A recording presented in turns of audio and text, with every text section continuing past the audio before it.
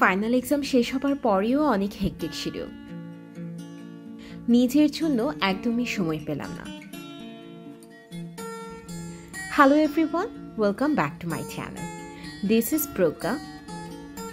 আমাদের কিছুদিন আগে ফাইনাল এক্সাম শেষ হয়েছে, you know from my previous video. তারপরে রিসার্চ ট্রেনিং কোর্স শুরু হয়েছে, যেটার কারণে প্রায় প্রতিদিনই ভার্সিটি আসা প্রয়োজন হচ্ছিল। এই তো একটি ক্লাস করে বেরিয়ে পড়লাম। আমি এবং আমার ফ্রেন্ড মহিমা একটু বাইরে যে র্যামেন খেতে। আমরা গিয়েছিলাম লালবাগ কেল্লার একদম অপোজিটে কেটেল ক্যাফে, ওখানে গিয়েছিলাম। জায়গাটা বেশ সুন্দর ছিল, তবে র্যামেনটা তুলনামূলক কম পছন্দ হয়েছিল এবং ঝোলটাও বেশ পাতলা ছিল।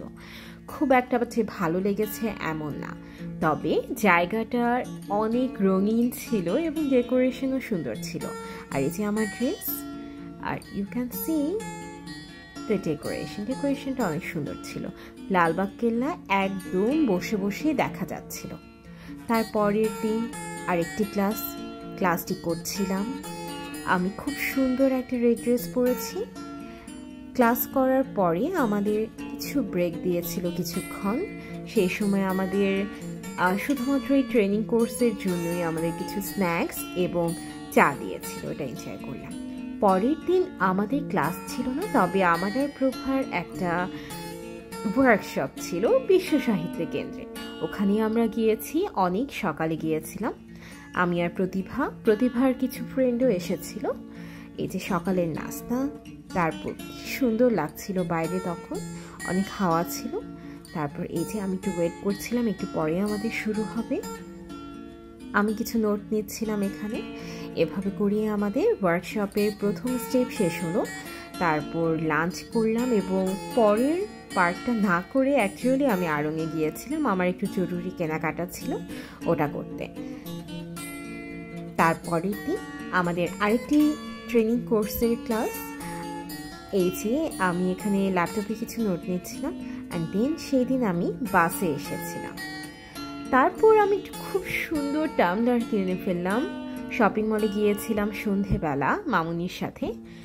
মামুনি ঘরের কিছু বাজার করেছি এবং আমি আমার পছন্দের টামলারটা কিনেছি।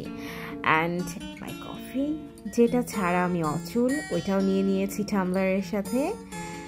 অ্যান্ড নেক্সট ডে আমি আমার পার্পল কালার টামলারের সাথে ম্যাচিং করে একটা ক্রপ টপ পরেছি, একদম ম্যাচিং, রাইট? আমার খুবই ভালো লাগছিল। আমি সবাইকে একেবারে জোর করে দেখাচ্ছিলাম। আর কফিটাও সেদিন যেন আমাকে বাঁচিয়েছিল একেবারে। এই যে আমি কিছু ক্লাস নোট নিচ্ছিলাম।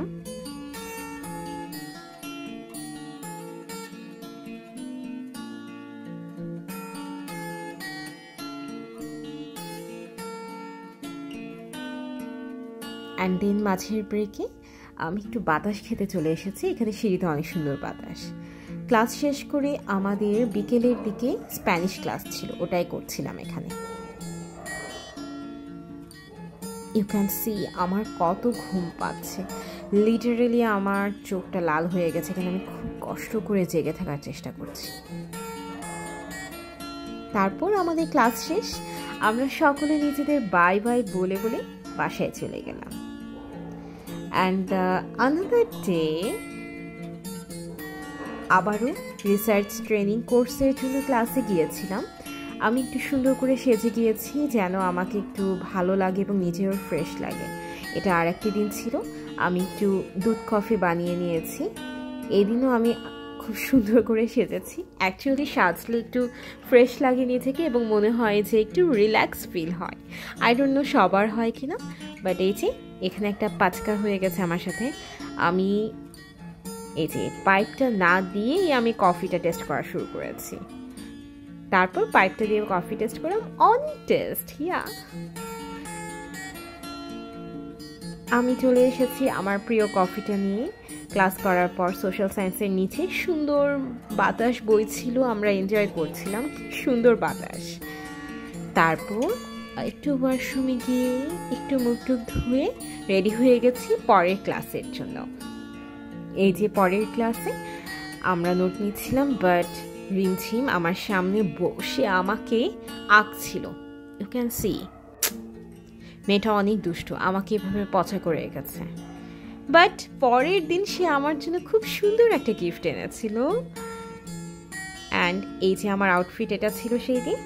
তারপরে জাপানি স্টাডি ক্লাবের একটা মুভি স্ক্রিনিং ছিল, ওটা দেখতে গিয়েছিলাম। এভাবে আমার রিসার্চ ট্রেনিং কোর্স ক্লাসগুলো গিয়েছে। That's it for today. Goodbye, see you again.